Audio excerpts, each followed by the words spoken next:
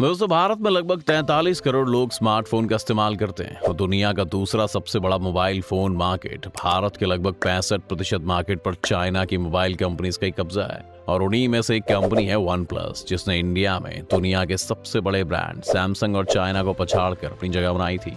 लोगों ने सैमसंग और आईफोन जैसे मोबाइल को छोड़कर वन प्लस कंपनी के फोन रखना शुरू कर दिया था, लेकिन आज इस कंपनी के फोन काफी कम दिखाई देते हैं। और अब ये कंपनी शाओमी जैसे सस्ते बजट के फोन बनाने वाली कंपनी को भी टक्कर नहीं दे पा रही है और लगातार इसकी सेल गिरती जा रही है।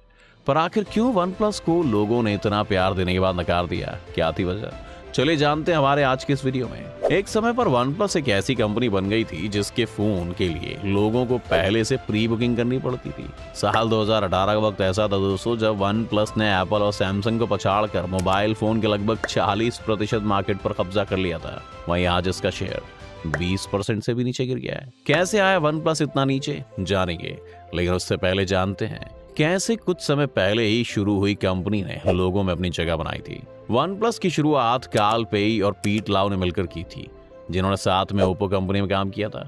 लेकिन कुछ समय बाद ही दोनों ने इस कंपनी को छोड़ दिया और नई कंपनी बनाने का सोचा। आपको बता दें कि पीट लाउ को वन प्लस बनाने का ख्याल तब आया जब पीट लाउ ने एक रेस्टोरेंट में ये नोटिस किया कि वहां बैठे आधे से ज्यादा लोगों के पास आईफोन था। जब पीट ने इसके बारे में सोचा और रिसर्च किया तो उन्हें पता चला कि इसकी सबसे बड़ी वजह बजट में आने वाले एंड्रॉइड स्मार्टफोन की कमी है। दरअसल उस वक्त मार्केट में जो स्मार्टफोन्स थे उनमें फीचर्स तो ज्यादा थे बट डिजाइन ज्यादा नहीं थी और लगभग ज्यादातर कंपनी सेम पैटर्न को ही फॉलो कर रही थी। और अगर कोई कंपनी ज्यादा प्रोडक्टिव और डिजाइन वाले फोन को बना रही थी तो वो थी एप्पल, जिसके प्राइस रेट को हर कोई अफोर्ड नहीं कर सकता था।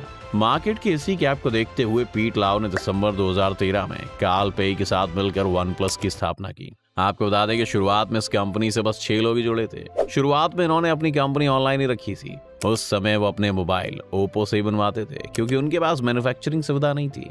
इस तरह वन प्लस ने 23 अप्रैल 2014 को अपना सबसे पहला smartphone one plus A0001 launch किया था। शुरुआत में इसकी कंपनी ने सिर्फ 1000 यूनिट बनाई थी क्योंकि कंपनी को डर था कि अगर ये नहीं बिका तो क्या होगा। और शुरुआत में ये पूरी तरह से ऑनलाइन था।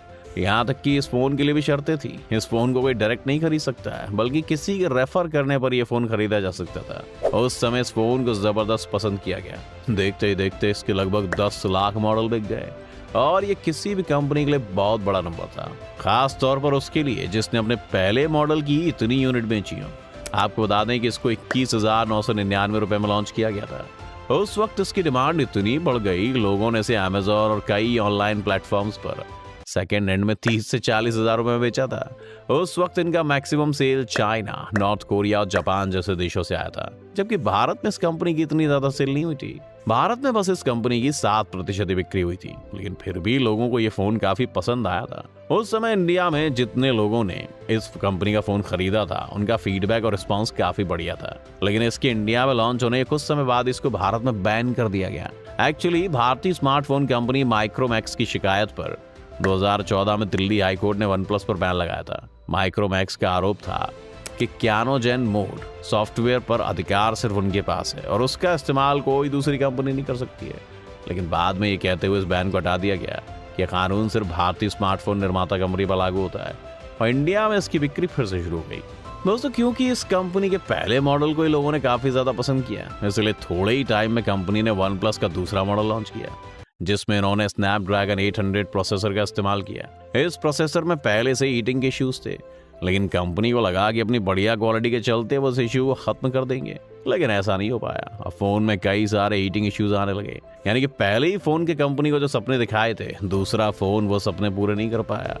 अभी तक कंपनी ने प्रीमियम रेंज के ही फोन लॉन्च किए थे। अब कंपनी ने सोचा कि सस्ती कीमत पर फोन लॉन्च किए जाए ताकि हर कोई इस फोन पर अपनी पकड़ बना सके, और इसलिए कंपनी ने एक budget smartphone one plus x launch किया जो कि 17,000 की कीमत पर था। लेकिन कंपनी के इस फोन को बिल्कुल भी पसंद नहीं किया गया क्योंकि सस्ता होने की वजह से वन प्लस ने इसकी क्वालिटी में थोड़े बहुत चेंज किए थे।